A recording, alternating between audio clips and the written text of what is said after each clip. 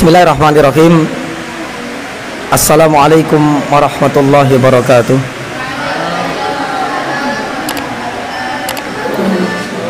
Innal hamdalillah nahmaduhu wa nasta'inuhu wa nastaghfiruh wa na'udzu billahi min shururi anfusina wa sayyiati a'malina.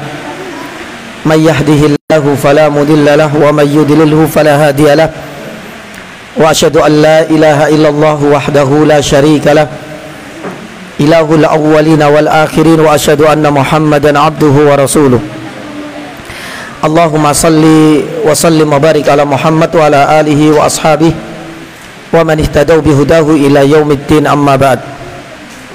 Allahumma inna nas'aluka khaira ma fi hadhihi al-lailah wa khaira ma ba'daha, wa na'udzu bika min syarri ma fi hadhihi al-lailah wa syarri ma ba'daha. Allahumma sallimna ila Ramadan wa sallim lana Ramadan wa tasallamhu minna mutaqabbala. Jamaah dirahmati Allah Subhanahu wa taala dan adik-adikku yang kami cintai, alhamdulillah sore hari ini Allah Subhanahu wa taala kembali perjumpakan kita di tempat ini, ditemani dengan hujan yang sangat deras. Sudah doa belum tadi? Allahumma sayyiban nafi'an. Ini adalah bagian dari bentuk tawakal kita kepada Allah Subhanahu wa taala, dan ini pun bagian dari bentuk ibadah kita dengan selalu berdoa meminta kebaikan. Karena turunnya hujan ini bisa menjadi tanda rahmatnya Allah kepada kita, dan bisa pula menjadi tanda azab dan hukuman bagi kita. Oleh karenanya, doa yang sering kali kita baca, apalagi kita sudah masuk musim penghujan, ya, sering kali, hampir setiap hari, Masya Allah, Allah Subhanahu wa taala menurunkan hujan. Tapi ingat, kita sebagai seorang muslim pun harus selalu berharap bahwasanya hujan ini adalah tambah rahmatnya. Makanya doa yang diajarkan oleh Nabi, Allahumma sayyiban nafi'an. Karena sayyib itu artinya hujan, sedangkan nafi' berharap hujan ini bisa memberikan manfaat, bisa menjadi pertanda rahmat untuk kita. Karena Nabi SAW pernah bersabda, yang sebelumnya ditanya oleh Aisyah radhiyallahu taala anha, dan seringkali saya sampaikan mungkin di beberapa tempat. Nabi SAW ketika melihat awan menghitam, kalau kita biasanya sudah ada petir, sudah ada guntur, kadangkala melihat awan menghitam ada perasaan bahagia, habis ini kita bisa apa? Hujan-hujanan. Tapi ada salah satu sunnah yang jangan sampai kita lalaikan dan lupakan.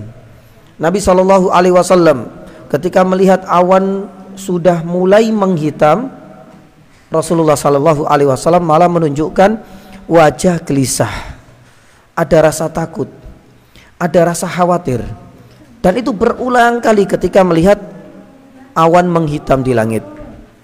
Hal inilah yang kemudian menjadikan Aisyah, ternyata Aisyah ini memperhatikan terus. Setiap kali ada awan menghitam, wajah Nabi SAW langsung berubah, ada rasa gelisah, ada rasa khawatir dan takut. Pada suatu hari Aisyah pas ada awan menghitam, melihat kondisi Nabi SAW seperti itu wajahnya, memberanikan diri untuk bertanya, ya Rasulullah, aku perhatikan berulang kali seperti itu, apa yang menjadikan engkau berubah seperti ini? Intisarinya Nabi SAW kemudian mengatakan apa? Mayyaman, siapa yang bisa memberikan jaminan, wahai Aisyah, bahwasanya hujan yang nanti diturunkan kepada kita itu adalah tanda rahmat? Gak ada yang tahu kan?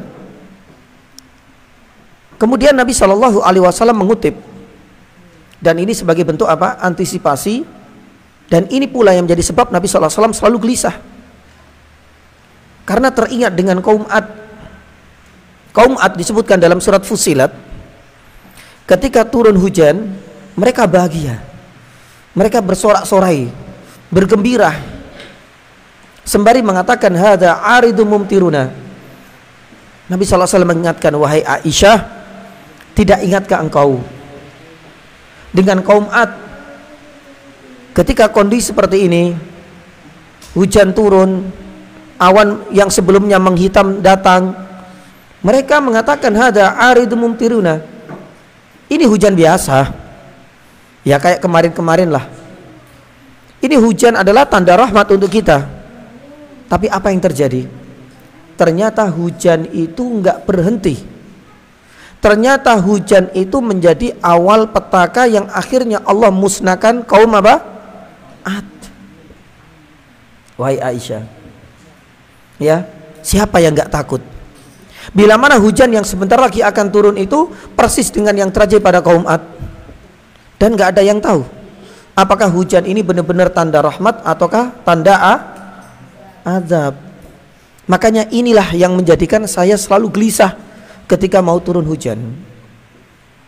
Maka oleh karenanya di saat hujan sudah mulai turun, jangan lupakan saling mengingatkan, Allahumma shayyiban nafi'an. Ingatlah jamaah dirahmati Allah dan adik-adikku yang tercinta, di beberapa tempat saat ini banyak yang diuji oleh Allah Subhanahu wa taala dengan apa? Banjir bandang. Mungkin sebelumnya mereka enggak menyangka sama sekali. Anggap saja banjir ya biasa. Tapi ternyata subhanallah, ya, sampai di beberapa tempat, di Sukabumi misalnya, di beberapa tempat itu sampai mampu menghanyutkan apa? Bahkan mobil-mobil seperti mainan mobil Lego. Saking kencengnya air bandang dan air bah atau banjir tersebut. Mereka pun nggak memperkirakan seperti itu. Maka oleh karenanya tetaplah kita waspada, dan salah satu di antara adab, ya, ketika sudah mulai rintik-rintik hujan turun, jangan lupa shayyiban nafi'an. Yang kita inginkan, ya Rabb, kami minta kepada Engkau shayyib, air hujan nafi'an yang bermanfaat. Bermanfaat ini mudah-mudahan tidak menimbulkan madarat, tidak menyebabkan banjir tidak menghanyutkan mungkin rumah, tidak kemudian merusak hasil panen dan lain sebagainya. Karena itu adalah keinginan kita. Ya, taib, jamaah dirahmati Allah Subhanahu wa taala. Pada kesempatan sore hari ini kita akan melanjutkan kembali, ya, melanjutkan lagi hak yang kelima kalau nggak salah. Ya, kan ada 6 hak ya. Hak yang kelima yang berhubungan dengan menjenguk orang yang sakit.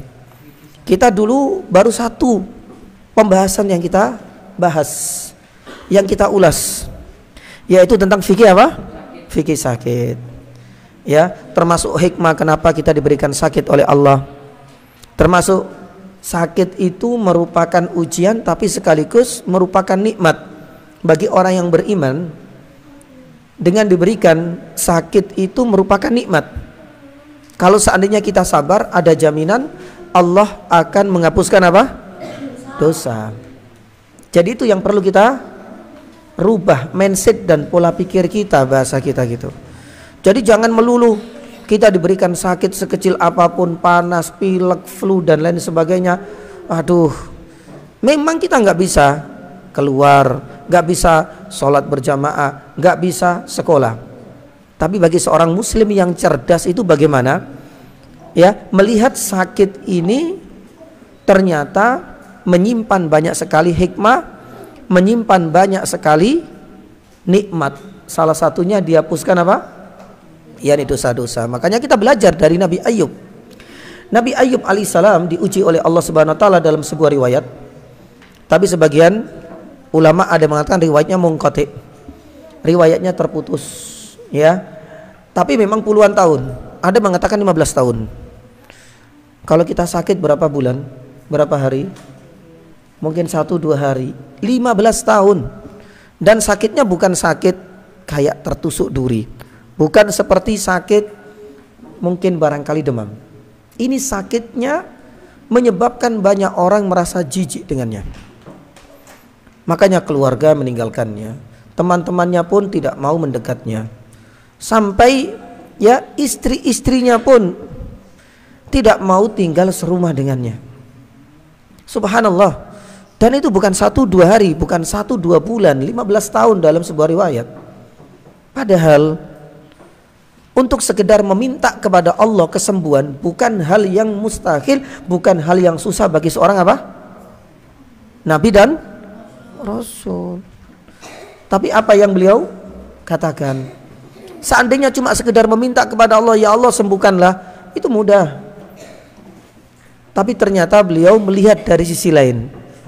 Ya, 15 tahun, maaf, bagi Nabi Ayub alaihissalam, kata beliau, tak sebanding dengan nikmat ketika beliau diberikan apa? Kesehatan, subhanallah.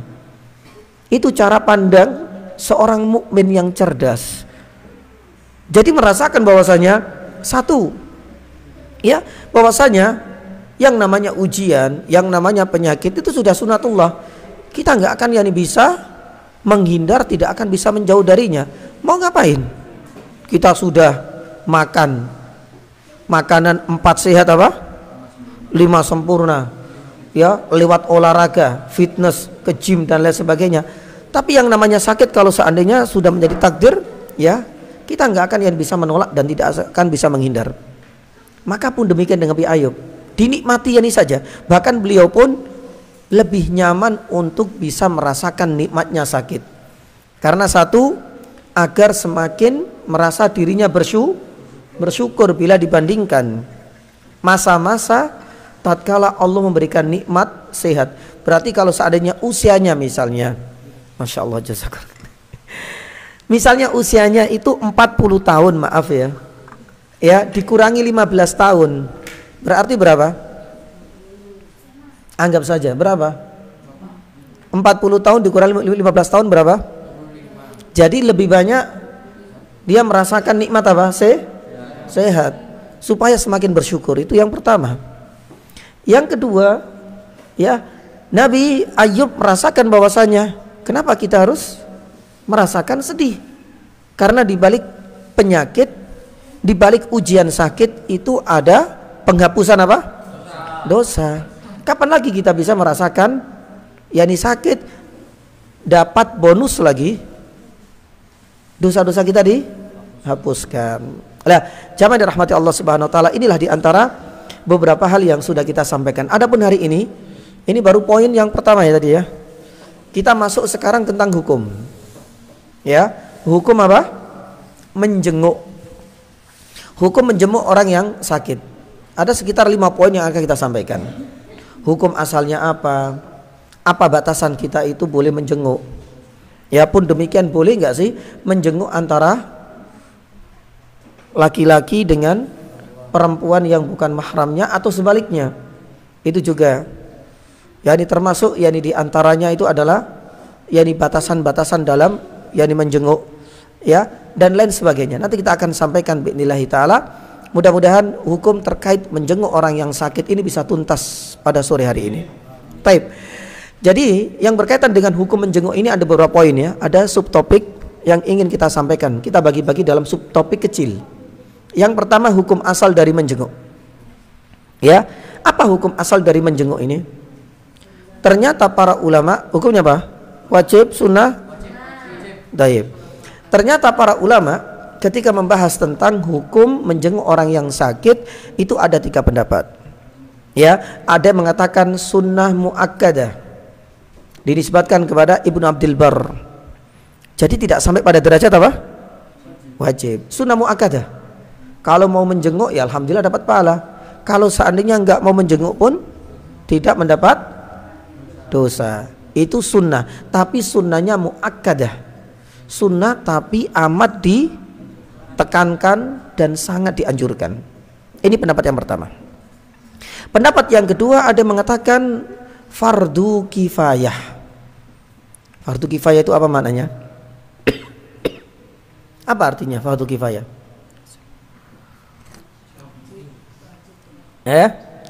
Fardu kifayah maksudnya apa?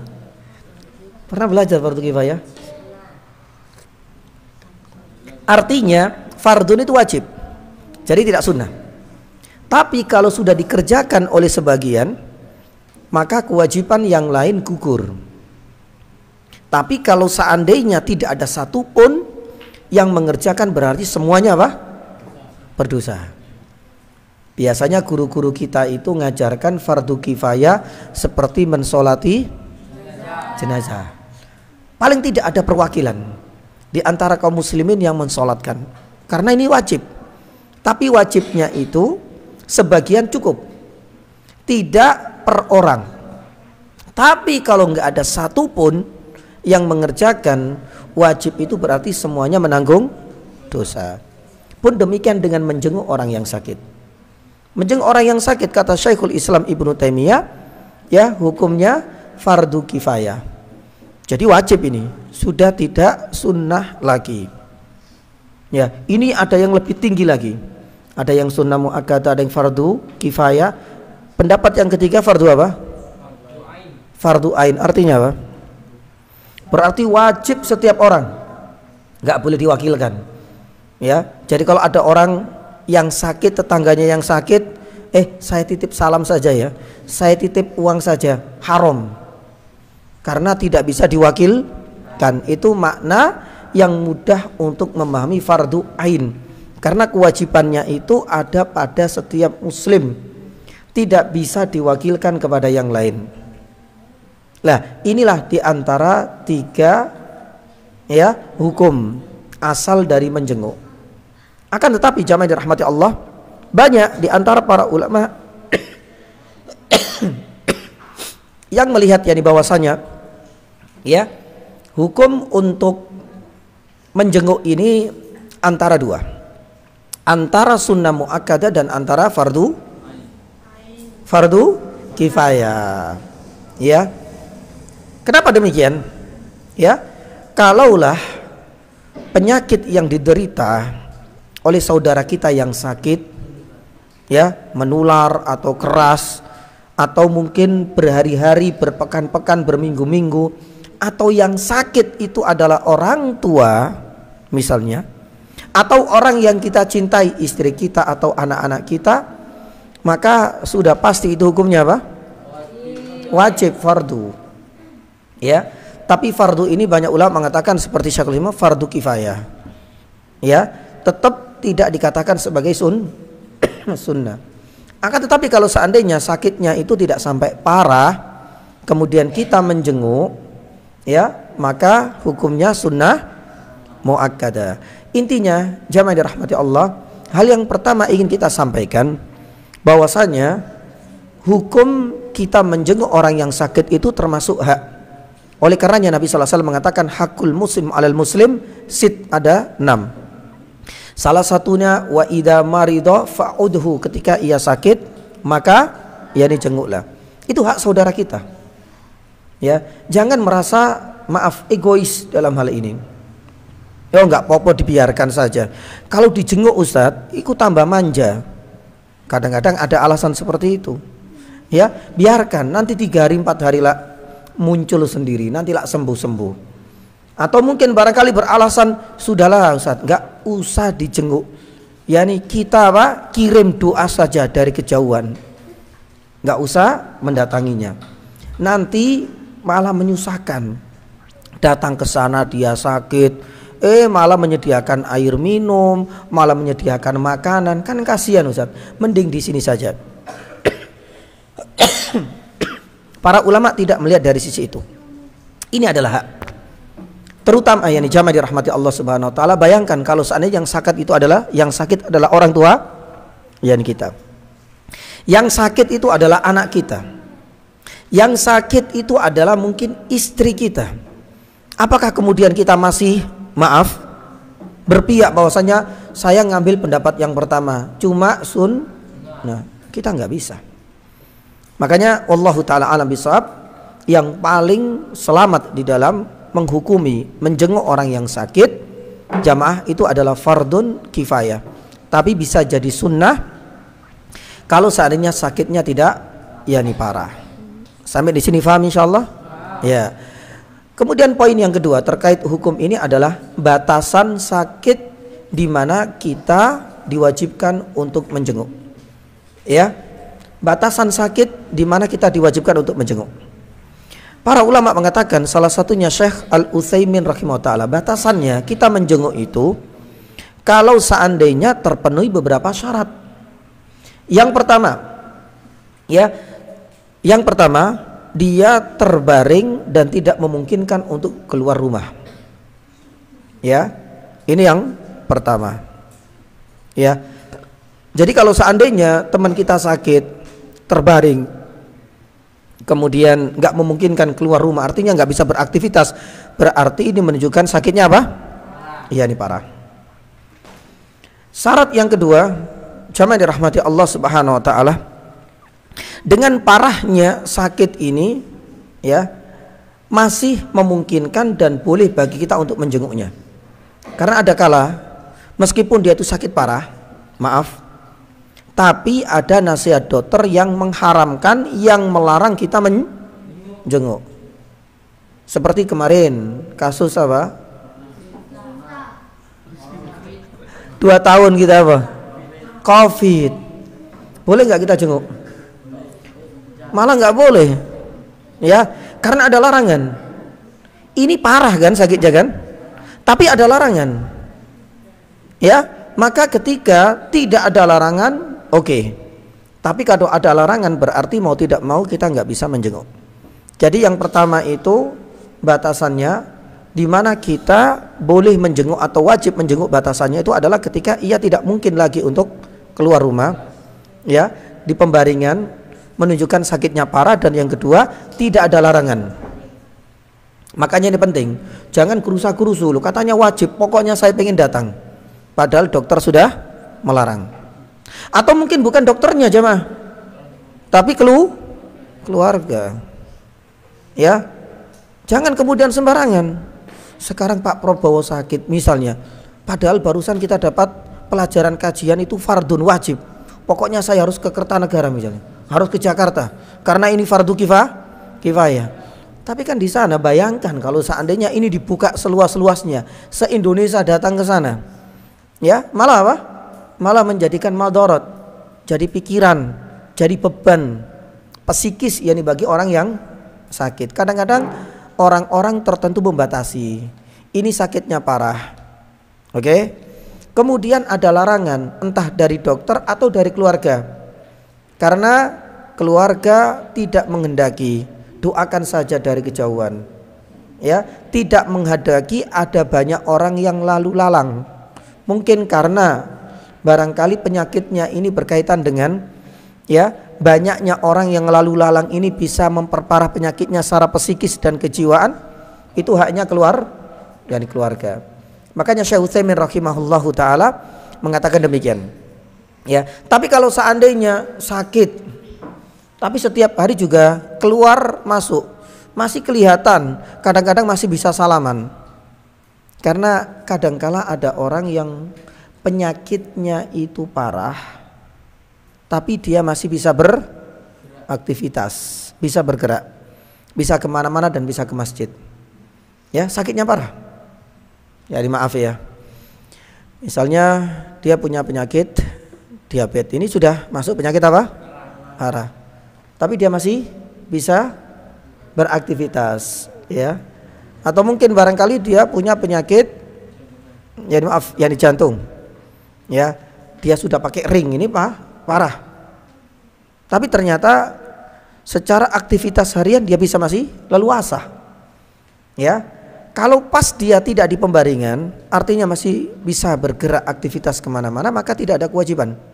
Karena batasannya itu ketika dia sudah tidak mungkin lagi beraktivitas di luar, ya. Dan yang kedua tidak ada larangan untuk menjenguknya. Maka kalau memang demikian, itu adalah batasan seseorang bisa menjenguk yakni saudaranya. Sampai di sini paham insyaallah? Tayyib. Kemudian poin yang ketiga tidak kalah pentingnya, kita akan yang dibahas dari sisi hukum bagi lawan jenis. Boleh enggak saling menjenguk antara lawan jenis yang bukan mahramnya? Boleh. Berduaan boleh. Ya. Boleh apa enggak? Taib, jamaah dirahmati Allah Subhanahu wa taala, secara hukum asalnya itu boleh. Tapi ada persyaratan. Taib, hukum asalnya boleh. Baik laki-laki kepada perempuan maupun perempuan kepada laki-laki meskipun tidak ada hubungan apa? mahram. Sekarang laki-laki, dalilnya laki-laki menjenguk perempuan yang itu bukan mahramnya. Dalilnya apa saja? Disebutkan di dalam Sahih Muslim, Nabi SAW ini pernah menjenguk Ummu Sa'ib, dalam riwayat yang lain Ummu Al-Musayyab. Padahal tidak ada hubungan apa? Nasab, tidak ada hubungan mahram di sini. Nabi SAW menjenguknya. Saat itu Ummu Sa'ib atau Ummul Musayyib ini lagi diuji oleh Allah Subhanahu wa taala dengan humma. Humma itu penyakit apa? Demam, meriang tinggi. Ya. Lah ternyata saat itu agak ngeluh si Ummu Sa'ib ini. Nabi SAW kemudian mengatakan, la tasubbil humma, jangan engkau cela dan hina penyakit humma ini, karena dia sudah merasa nggak tahan. Ya kalau seandainya meriangnya cuma sedikit masih mending, tapi humma atau penyakit panas yang dialami oleh ibnu atau Ummu Sa'ib atau Ummul Musayyib ini lagi tinggi-tingginya. Ya, akhirnya Nabi SAW kemudian menenangkan sembari mengatakan apa? Fa innaha tudhibu khotoya bani Adam kama yudhibu al-kiru khobathal hadid. Jangan engkau cela penyakitmu ini. Demam ini ternyata punya khasiat. Rasulullah SAW mengatakan apa? Demam yang engkau alami ini selama engkau sabar itu bisa tudhib khotoya bani Adam, bisa meleburkan, bisa menghapus dosa-dosa bani Adam, termasuk dosa-dosamu. Sabarlah, ya. Sebagaimana apa? Sebagaimana api yang mampu meleburkan karat pada karat itu pada apa? Karat pada besi apa pada plastik? Besi. Itu kalau dipanaskan karatnya akan ngelontok, ngerti ngelontok ya? Akan hilang, akan ya meleleh. Sebagaimana pula panas demam. Jadi biarkan panas demam ini. Kalau seandainya engkau sabar, panasnya demam ini akan melelehkan apa? Dosa-dosamu. Subhanallah. Taib, yang bisa kita ambil kesimpulan di sini, Nabi SAW menjenguk siapa? Perempuan apa laki-laki? Ada hubungan mahram apa enggak? Jadi ini adalah dalil pertama, bolehnya laki-laki menjenguk perempuan. Nabi SAW pernah melakukannya. Dalil yang kedua, Nabi SAW pernah menjenguk Ummul Mu'allah namanya. Ini juga perempuan yang lain, ya. Disebutkan Nabi Ummul Ala namanya, Ummul Ala. Ummul Ala ini perempuan yang tidak ada hubungan mahram, tidak pula kerabat Nabi SAW, tapi dijenguk oleh Nabi SAW. Ya, akhirnya Nabi SAW mengatakan, yakni sembari menghiburnya, absyiri ya Ummul Ala, tenanglah, berbahagialah Ummu Ala. Nah ini adalah di antara adab, nanti kita akan sampaikan. Karena adab itu di dalam kita menjenguk, kita harus mampu bisa menjaga dan mengontrol apa? Lisan. Salah satunya, pilihlah kata-kata yang bisa menghibur hatinya. Ya, nanti kita akan bahas lebih rinci pada adabnya. Jangan kemudian baru datang, wah tetanggaku kemarin sakit kayak gini cuma bertahan 2 jam. Ini jadi apa? Jadi beban secara psikis. Ya, ada yang sakit padahal cuma ketusuk duri. Ya, ketusuk duri, wah tetanggaku kemarin ketusuk duri kini operasi sampai 15 juta. Agak brodok ya nih hatinya. Ya, jadi kita harus tetap bisa mengontrol, menjaga apa? Lisan. Coba kita lihat Nabi SAW datang bertemu dengan orang yang sakit Ummul Ala langsung absyiri. Ya, Nabi SAW berbahagialah. Ya, sambutlah pahala Allah. Ini adalah kata-kata yang bisa menenangkan hati. Karena orang yang sakit ketika dia tidak bisa beraktivitas pasti jadi beban. Lawang biasanya jalan-jalan, biasanya bisa makan bareng-bareng. Lah sekarang harus di atas pembaringan, nggak pikiran, pasti jadi beban pikiran. Dia nggak bisa beraktivitas sebagaimana yang lain. Melihat dari kejauhan, dari jendela anak-anaknya, teman-temannya bisa main bola, bisa hujan-hujanan, dia terpaksa di dalam kamar sendirian. Lah, ini adalah salah satunya. Taib, hadis ini juga menjadi dalil yang kedua. Menunjukkan laki-laki boleh menjenguk perempuan yang bukan mahramnya. Karena Nabi SAW pernah menjenguk Ummu Sa'ib, juga pernah menjenguk Ummu Al-Ala. Taib. Yang ketiga, jamaah dirahmati Allah Subhanahu wa taala. Ya. Di antaranya dalilnya itu adalah bab dalam Sunan Abu Daud. Ya, Sunan Abu Daud ini adalah kitab hadis. Di dalam kitab hadis yang bernama Sunan Abi Daud ini ternyata ada bab khusus. Bab iyadatin nisa. Bab menjenguk wanita. Dan nisa di sini itu bukan istri. Tapi perempuan yang bukan yakni mahram. Seandainya ya menjenguk orang yang sakit dari kalangan kaum Hawa yang tidak ada hubungan mahram itu haram, pasti Abi Daud akan mencantumkan judul khusus tentang bolehnya menjenguk yakni wanita yang bukan yakni mahram. Lah, ini adalah yakni salah satunya. Adapun dalil yang keempat, ya, ini disebutkan dalam Sahih Muslim. Nabi SAW itu punya pengasuh, mungkin ya pengasuh perempuan ketika kecil, ya. Lah seperti antum ini harus banyak berterima kasih ya kepada pengasuh yang sudah ngerawat kita semenjak kecil sampai dewasa, sampai kita sekolah, sampai kita kuliah, sampai kita sudah bekerja, masya Allah. Jangan lupakan jasa besar mereka para pengasuh. Nabi SAW juga punya pengasuh waktu kecil. Namanya siapa? Perempuan. Kalau Halimah itu pengasuh dan ibu susunya. Kalau ini cuma pengasuh saja. Aminah ibunya. Wanita lain yang tidak ada hubungan mahram. Cuma ngasuh saja. Ummu man? Ummu Aiman. Ya, Ummu Aiman ini pengasuh Nabi SAW, cuma ngasuh tok. Ya, lah Ummu Aiman ini ya sering kali dijenguk oleh Nabi SAW, baik di saat sehat, lebih-lebih ketika sakit.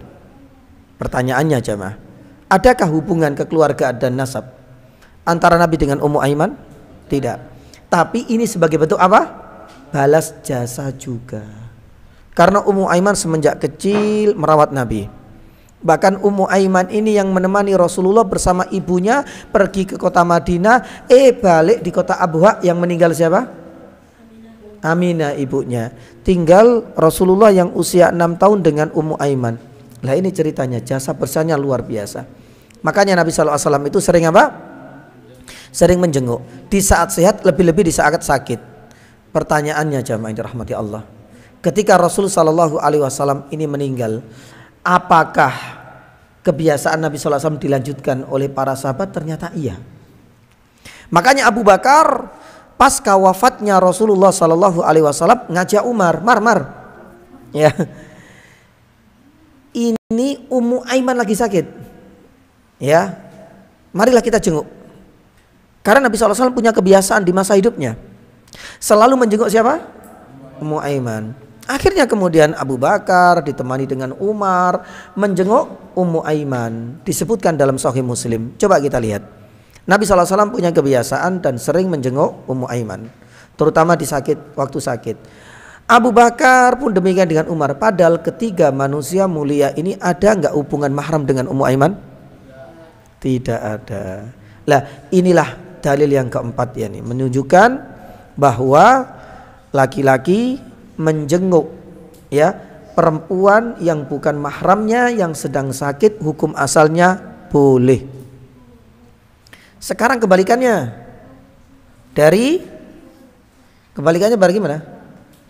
Perempuan menjenguk laki-laki yang bukan mahramnya. Nah, ini pun yang ada dalilnya. Ya, para ulama menyebutkan jamaah yang dirahmati Allah Subhanahu wa taala, di antara dalil yang disebutkan itu adalah Aisyah radhiyallahu taala anha. Aisyah ini dalil yang pertama pernah menjenguk Bilal bin Rabah, sahabat Nabi SAW. Ada enggak hubungan kerabat atau mahram antara Aisyah dengan Bilal? Tidak. Ya memang saat itu Aisyah sedang menjenguk ayahnya sekaligus menjenguk Bilal. Tapi paling tidak dalil ini sebagai hujjah bahwasanya selain laki-laki kepada perempuan, perempuan kepada laki-laki yang bukan mahramnya, hukum asalnya kalau dijenguk boleh. Taib. Dalil yang kedua, Ummu Darda. Ya, Ummu Darda ini pernah menjenguk beberapa sahabat yang tinggal di Masjid Nabawi. Yang kita kenal dengan ahlu apa? Ahlu apa? Yang tinggal di Masjid Nabawi? Ahlul Bait. Ahlul apa? Yang tinggalnya tidurnya di Masjid Nabawi. Ahlul Masjid, Masya Allah. Ahlul apa? Ahlul Nabawi, Masya Allah. Ahlul Jannah, insya Allah semuanya betul. Tapi yang kita inginkan di sini adalah Ahlus Suffah. Pernah dengar gak? Pernah, Ahlus Suffah. Jadi Ahlus Suffah ini adalah para sahabat yang qadarullah Allah SWT takdirkan mereka adalah orang-orang yang miskin fakir. Makanya mereka tinggalnya itu di masjid. Dan Masjid Nabawi nempel dengan rumahnya siapa? Rasulullah. Makanya Ahlu Suffah ini adalah orang-orang yang paling tahu apa yang saat itu dimakan oleh Rasulullah dan lauk seperti apa, mereka adalah orang yang paling tahu. Kenapa?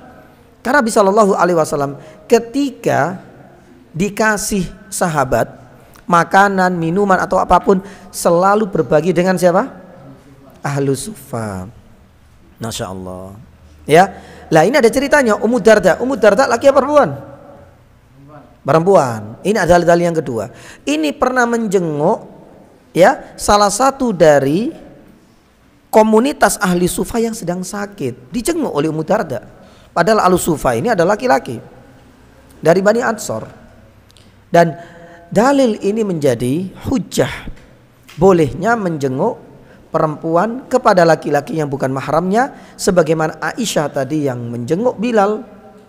Pun demikian ketika siapa? Ummu Darda menjenguk siapa? Yani Ahlus Suffah. Taib, dalil yang terakhir yang ketiga, ya. Kita mengenal kitab hadis namanya Sahih Bukhari. Kenal ya? Ya.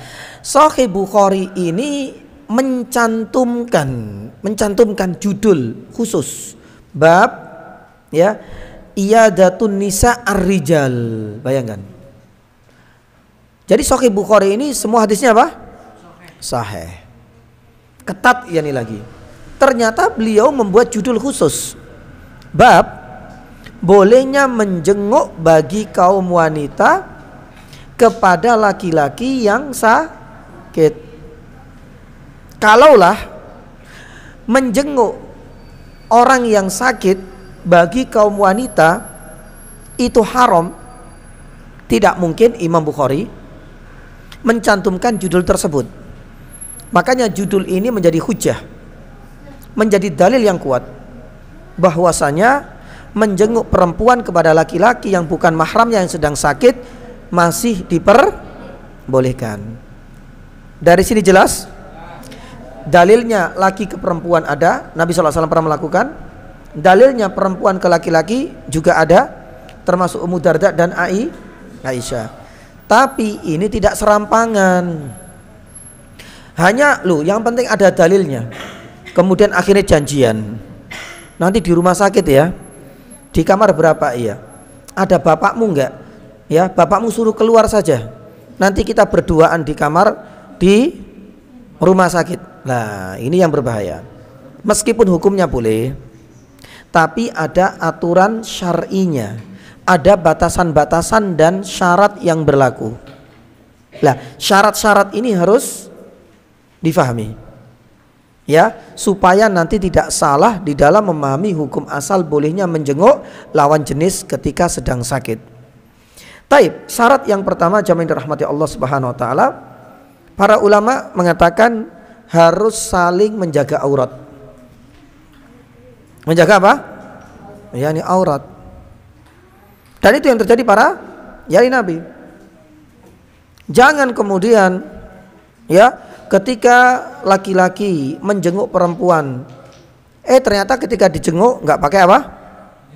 Nggak pakai jilbab. Nggak. Jadi harus tetap menjaga aurat, menutup auratnya.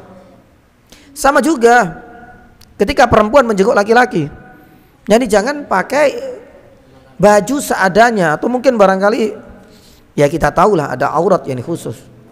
Ya, maka kedua belah pihak harus tetap menjaga dan menutup apa? Aurat. Ini syarat pertama. Syarat yang kedua, kalau sedang menjenguk lawan jenis. Ya. Yang kedua, para ulama mengatakan apa? Harus ada jaminan aman dari fitnah. Aman dari fitnah. Para ulama memberikan contoh. Ustaz, ini ada tetangga saya perempuan yang sakit. Ya. Setiap kali saya bertemu, sekalipun cuma lewat ketika masih sehat, hati saya dag-digduk. Ya, biar tak tahan dengan lirikan matanya, dengan senyumannya, ya, dengan cara jalannya. Itu waktu sehat. Lah ini sakit, boleh nggak saya jenguk? Seperti ini nggak boleh, karena nggak aman dari fitnah. Lah wong pas sehat ya ini saja, padahal nggak nyapa, hatinya langsung dag-digduk. Ya. Apalagi nanti jenguk langsung melihat orangnya. Maka para ulama mengatakan syarat yang kedua aman dari fitnah. Ya, jangan sembarangan. Maka oleh karenanya jamaah dirahmati Allah Subhanahu wa taala, para ulama mengatakan ini pun bagian dari syarat meskipun diperbolehkan. Jelas? Saling menutup aurat, dan yang kedua aman dari fitnah. Kalau kita merasa nggak aman, Ustaz, saya nggak tahan. Ya, meskipun pakai cadar tapi dari kelihatan matanya itu langsung kelepek-kelepek saya, nggak usah dijenguk. Sama juga, ya, yang perempuan pun sama. Ketika ingin menjenguk, ya, lawan jenis, Masya Allah Ustaz, kalau pas saya melihat wajahnya itu seperti artis Korea Barat. Ada Korea Barat? Nggak ada ya. Jadi saya itu nggak tahan, apalagi saya pengen menjenguk ke rumahnya. Sudah, bagi kamu kaum wanita kalau nggak tahan nggak usah. Alah, karena syarat kedua harus aman dari fitnah. Jelas? Yang ketiga, ya, ini juga penting dan sangat penting. Syarat yang ketiga meskipun boleh tapi ada syarat. Yang ketiga para ulama tidak boleh berkholwat, sebagaimana sudah disampaikan. Berkholwat itu tidak boleh berduaan. Sekalipun di rumahnya sendiri maupun di rumah sakit. Karena rumah sakit kadang-kadang ya ada yang sepi atau ada kamar VVIP khusus untuk dia tok. Ada enggak? Ada. Kadang-kadang ada rumah sakit satu kamar untuk 3 orang. Kalau ini kan alhamdulillah masih banyak. Ada yang untuk 2 orang. Ada yang untuk siapa? 1 orang sendirian. Ini kelas ya VVIP. Lah, kalau seandainya nggak ada satupun orang di situ, ya, dia di situ kemudian datang, ya, lawan jenisnya untuk menjenguk, berarti ini dianggap berduaan. Atau di rumahnya misalnya, hati-hati. Kadang-kadang bapak-bapak itu, ya, ketika anak perempuannya sakit, datang temennya laki-laki. Oh, nggak apa-apa le, masuk saja ke dalam kamarnya. Loh, enak banget. Ya, kadang-kadang langsung ditutup kamarnya, tinggal berdua di dalam kamar meskipun di dalam rumah. Ya, ini harus hati-hati. Syarat ketiga nggak boleh ada kholwat, nggak boleh berduaan. Taib. Yang keempat, ini syarat terakhir tambahan dari Ibnul Jauzi. Ya, Ibnul Jauzi. Maaf, ini yang keempat sebelum terakhir ya, ada 5. Yang keempat ini sudah dapat izin dari suami bagi istri atau perempuan atau anak perempuan yang ingin menjenguk lawan jenis. Ya, jadi sudah dapat izin dari wali bagi perempuan, entah itu istrinya, entah itu anak perempuannya. Kalau istrinya berarti harus izin sama suami. Kalau seandainya itu adalah anak perempuan yang sudah balik, berarti harus izin kepada yakni orang tuanya, ayahnya atau walinya. Ya, ini pun sangat penting yakni sekali. Ya. Lah, apalagi kalau seandainya sampai jarak safar, mau tidak mau harus ada pendamping mahram. Misalnya teman saya alumni pondok pesantren Durun Nafis, ya, sekarang sudah bekerja. Ya, itu dulu angkatan 66. Antum angkatan berapa ini? 66 apa 24? 2024, ya. Gen Z ya antum ya. Gen Z apa Gen Z? Type generasi Z. 20 tahun lagi sudah berkeluarga. Ada yang masih tinggal di Jombang, ada yang di Surabaya. Karena ada satu grup alumni Durun Nafis, ada informasi saya sakit di Surabaya. Padahal yang di Jombang ini sudah berkeluarga. Berarti jarak Jombang dengan Surabaya ini sudah jarak safar. Maka di sini kalau seandainya pengen menjenguk teman saya lawan jenis, ya lawan jenis lah. Ya, memang dulu satu pondok seperti ini. Tapi ketika sudah gede, pengen menjenguk, jaraknya safar, maka berarti wajib untuk didampingi apa? Yani mahram. Baik. Ini yang keempat. Yang terakhir ini tambahan saja. Tambahan.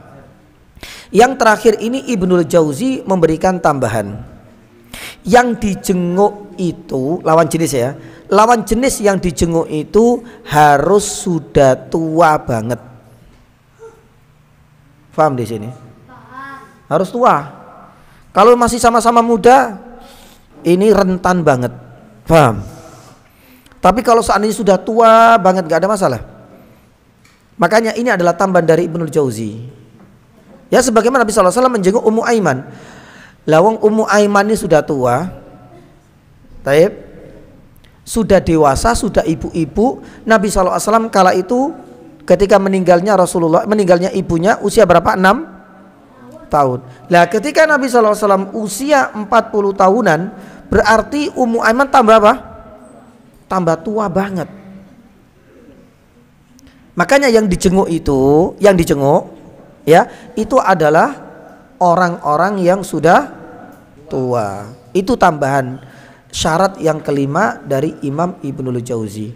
Tapi kalau masih muda, gadis ting-ting misalnya, kemudian antum juga masih muda, enggak. Ya, itu memang tambahan dari Imam Ibnul Jauzi. Tapi intinya kalau dicukupkan dengan 4 syarat, wallahu taala alam, itu sudah dianggap cukup. Tapi kalau memang ditambahkan yang kelima, itu lebih baik. Wallahu taala alam bisawab. Taib. Ini yang keberapa? Yang ke yang tadi kan hukum. Yang kedua apa? Batasan. Yang ketiga, yakni boleh enggak menjenguk antar lawan jenis. Ini yang ketiga. Berarti kita masuk yang keempat. Yang keempat, yakni jamaah dirahmati Allah Subhanahu wa taala. Yang kelima dah. Ya sudah. Oke. Boleh enggak, ini yang berkaitan dengan hukum menjenguk orang sakit. Boleh enggak menjenguk orang kafir yang sakit parah? Tetangganya misalnya non muslim. Ya. Atau mungkin barangkali temannya waktu SMP. Dulu waktu SMP satu kelas, menjadi teman baik, satu bangku lagi di sekolahnya sampai lulus SMA. Kemudian kita mendengar dia sedang sakit, sakit yang parah. Masalahnya boleh enggak atau wajib enggak menjenguknya, atau mungkin haram ya menjenguk orang yang sakit padahal dia non muslim. Jamaah dirahmati Allah Subhanahu wa taala, Ibnu Hajar Al Asqalani mengatakan bahwasanya menjenguk orang sakit dari kalangan non muslim itu diperbolehkan. Kalau hukum asal yang tadi untuk menjenguk saudaranya itu hukumnya apa? Hukum asal tadi fardu kifayah. Kalau orang non muslim, ya, Ibnu Hajar Asqalani mengatakan hukum asalnya boleh, dengan catatan kalau ada maslahat. Kalau ada apa? Maslahat. Salah satu maslahat contohnya adalah berdakwah, menyampaikan kebenaran. Ini salah satu maslahat.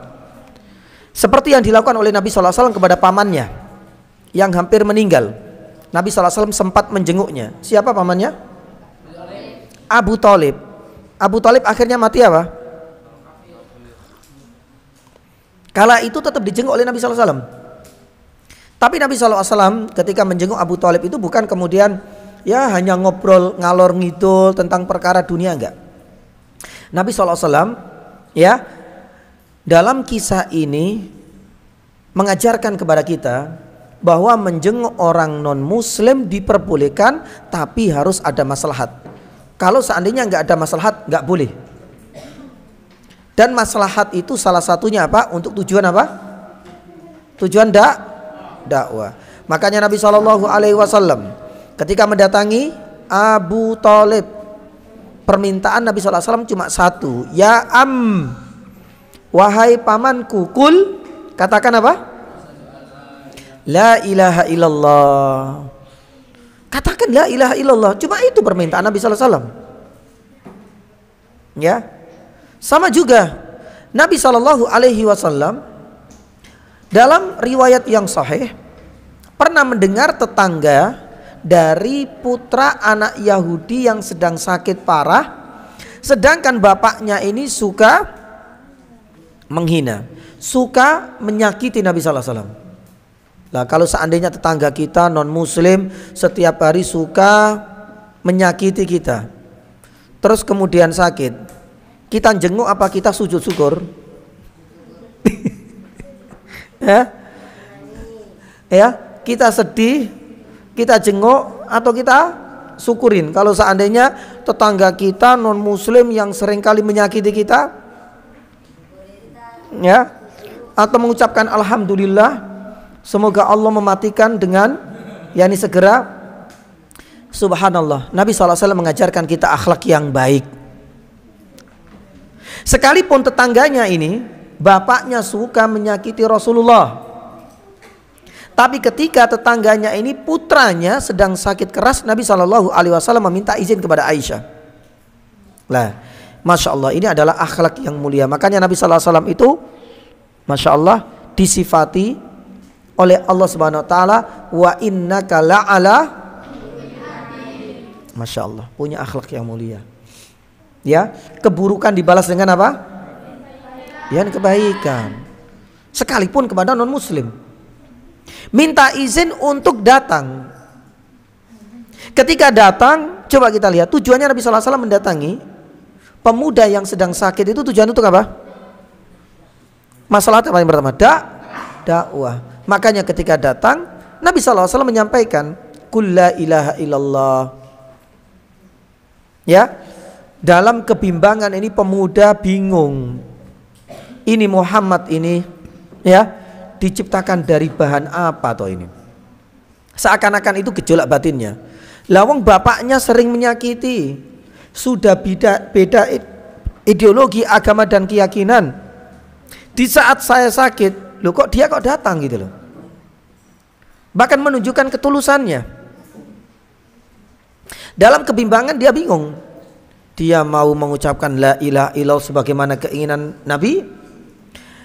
Di sisi lain dia melihat ayahnya nggak tega pula, karena ayahnya mendidik semenjak kecil untuk selalu mempertahankan ideologi dan keyakinan agama Yahudi. Bingung kan? Subhanallah, di akhir sang ayah mengatakan, Atik Abul Qasim, taatilah, patuhilah, manutawis sama apa yang diperintahkan oleh Abul Qasim. Siapa Abul Qasim? Nabi Shallallahu Alaihi Wasallam. Wes taatalo Nabi Muhammad ini.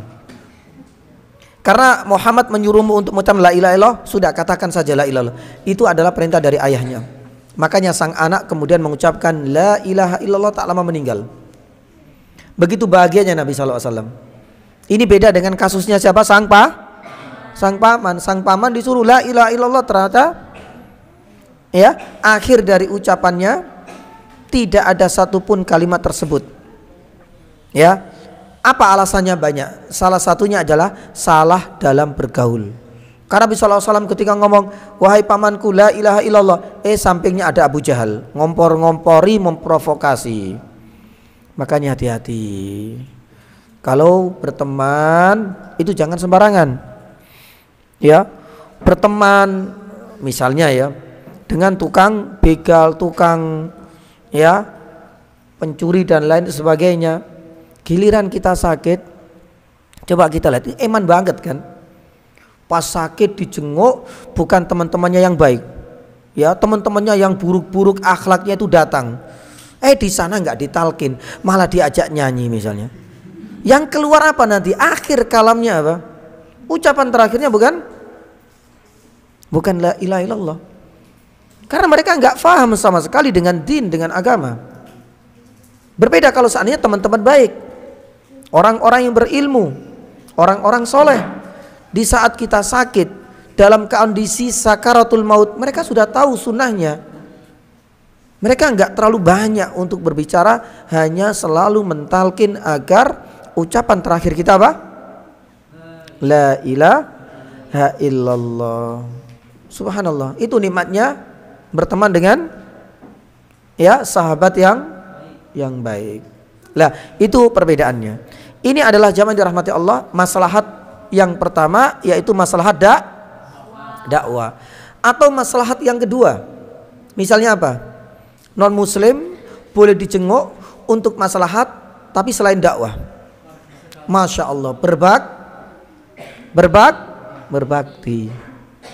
Jadi kalau tujuannya itu untuk berbakti gak ada masalah. Marilah kita belajar dari kisahnya Sa'ad ibn Abi Waqqas, yang akhirnya kemudian turun salah satu surat yang ada di dalam surat Luqman. Wa in jahadaka ala an tusyrika bima laysa laka bihi fala tuti wa sahibhuma fid dunya taib dunya wal akhir fid dunya ma'rufa. Taib, jamaah yang dirahmati Allah dan adik-adikku yang kami cintai, coba kita lihat kisah ini bisa kita jumpai di dalam buku-buku tafsir. Sa'ad ibn Abi Waqqas tahu ibunya masih kafir. Bahkan ibunya mengancam Sa'ad, nggak boleh mengikuti Muhammad. Itu adalah kata-katanya ibu. Ya, bahkan ibunya sampai memboikot hingga dia ya demo. Demo di sini artinya apa? Mogok makan. Sampai lemes, berarti sakit. Ya. Mungkin barangkali kalau seandainya kita diancam ibu kita, mungkin lah barangkali sampai seperti itu, ya kita nggak peduli.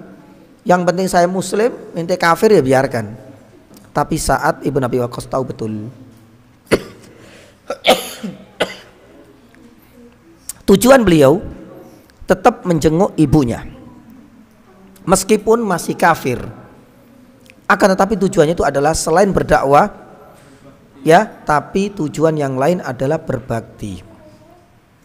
Alhamdulillah, ya, dalam cerita itu endingnya karena sudah merasa khawatir berhari-hari nggak makan ibunya.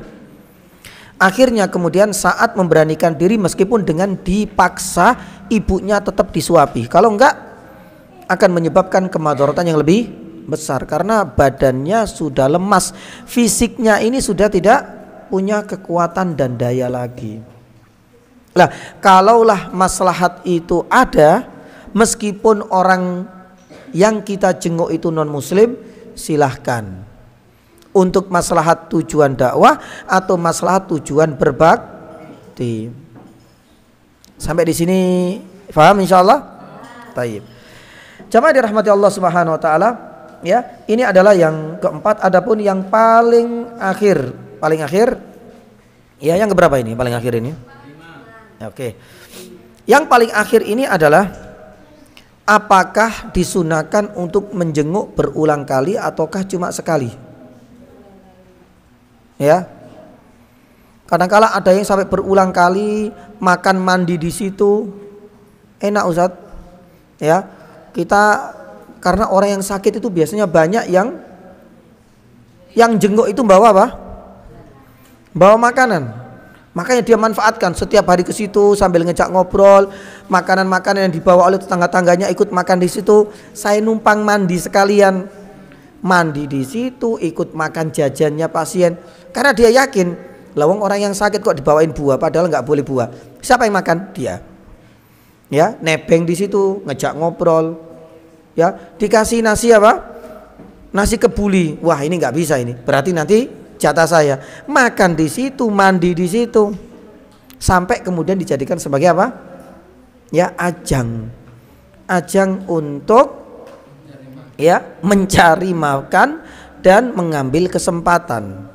Lah, intinya kembali kepada judul kita. Jamaah dirahmati Allah Subhanahu wa taala, boleh nggak menjenguk itu dilakukan berulang kali? Ataukah cukup sekali itu sudah dianggap mewakili dari kewajiban? Jamaah dirahmati Allah Subhanahu wa taala, para ulama mengatakan bahwasanya pertanyaan ini bisa dijawab bahwa menjenguk itu tergantung situasi dan kondisi. Memang hukum asalnya itu cuma sekali, maka berarti kewajiban itu sudah gugur. Satu contoh misalnya, ada tetangga kita yang sakit parah nggak bisa keluar dan dibolehkan bagi kita oleh keluarganya, oleh dokter untuk menjenguknya. Oke, hari berikutnya kita menjenguk, itu baru sekali. Kalau saat ini kita sudah menjenguk berarti sudah gugur kewajiban kita. Tapi para ulama mengatakan kita tetap harus melihat situasi dan kondisi. Ya, kadangkala situasi dan kondisi menuntut kita untuk menjenguk berulang kali. Kadangkala. Contohnya apa? Contohnya apa? Malah dianjurkan kita untuk menjenguk tidak hanya sekali, berulang kali. Contohnya apa? Kalau seandainya yang sakit siapa? Orang tua. Kalau seandainya, atau sahabat kental kita. Misalnya orang tua. Jangan kemudian loh katanya Ustadz cuma sekali, ya sudahlah sekali. Sampai meninggal pun dia enggak yani jenguk. Karena menganggap bahwasanya kan sudah sekali saya jenguk ibu saya sakit. Ya, kan yang penting gugur kewajiban saya tidak. Para ulama mengatakan tergantung situasi dan kondisi. Kalau situasi dan kondisi menuntut dia berulang kali, apalagi harus benar-benar menjaga secara intensif ibunya, bapaknya, orang tuanya yang sakit, maka bisa berarti berulang kali. Bisa pada derajat yang wajib. Itu orang tua. Atau mungkin barangkali sahabat dan dia yang pengen. Satu contoh, kadang-kala ya kita punya sahabat dekat banget. Maaf seperti antum kayak gini. Ada yang sakit. Ya, mungkin di rumah sakit. Kemudian dia bilang, saya kan nggak ada keluarga yang jaga saya. Tapi dia tahu kalau si Ahmad temennya di pondok pesantren ini paling dekat dengannya. Mbok yo kamu, saya minta kamu yang jaga di sini. Kalau nggak bisa jaga tidur di sini, ya kamu kalau bisa ya sering-sering jenguk. Kalau memang kondisinya seperti itu, ya maka diperbolehkan. Karena ada permintaan dari pasien atau sahabat kita yang sedang sakit. Kalau ada permintaan. Tapi kalau orang tua minta nggak minta, kita harus sering untuk menjenguknya. Tapi kalau ada permintaan dari pasien nggak ada masalah. Saya minta kamu yang menjaga saya lah. Karena kamu ini orangnya apa? Ringan tangan. Atau mungkin orangnya besar. Di sini yang besar siapa? Ya, kadang di rumah sakit kan butuh untuk dituntun dipapa ke toilet. Lah kalau seandainya yang jaga anak-anak kecil seperti ini ya disuruh gendong ya nggak kuat.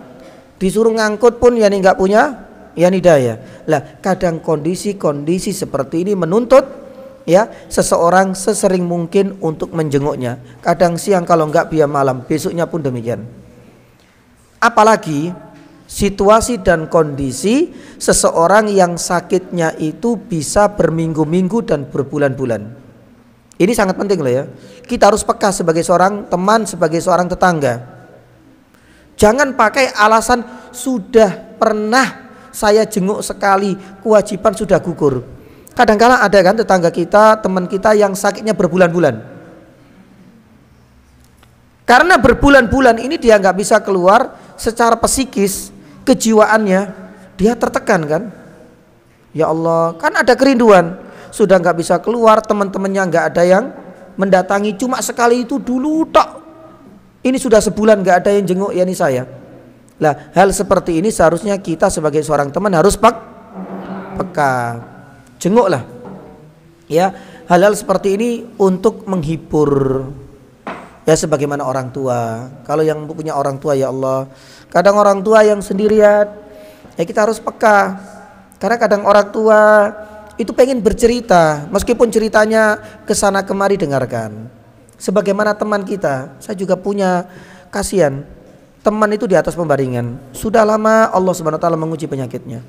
Giliran kita datang, kemudian beberapa hari datang, ya ada kerinduan dan ingin bercerita banyak, karena dia nggak bisa main, dia nggak bisa beraktivitas di luar.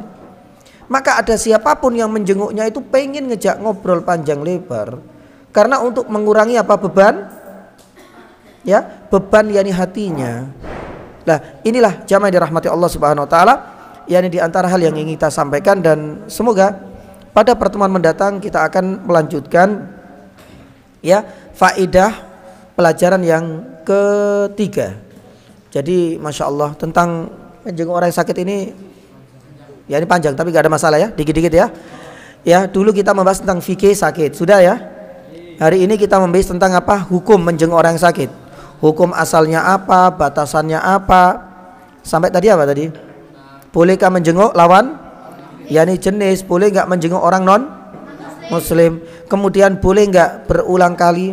Ya ini adalah diantara hal-hal yang ya bisa kita sampaikan pada kesempatan sore hari ini. Insya Allah pertemuan selanjutnya kita membahas urgensi, apa sih keutamaan, keistimewaan kita menjenguk orang yang sakit, dan kita sambung bi'nillahi ta'ala dengan adab-adab di dalam menjenguk orang yang sakit. Semoga bermanfaat. Semoga Allah Subhanahu wa taala pertemukan kita di lain kesempatan. Subhanaka asyhadu an la ilaha illa anta astaghfiruka wa atubu ilaik. Sallallahu ala nabiyyina Muhammadin wa ala alihi wasallam. Assalamualaikum warahmatullahi wabarakatuh.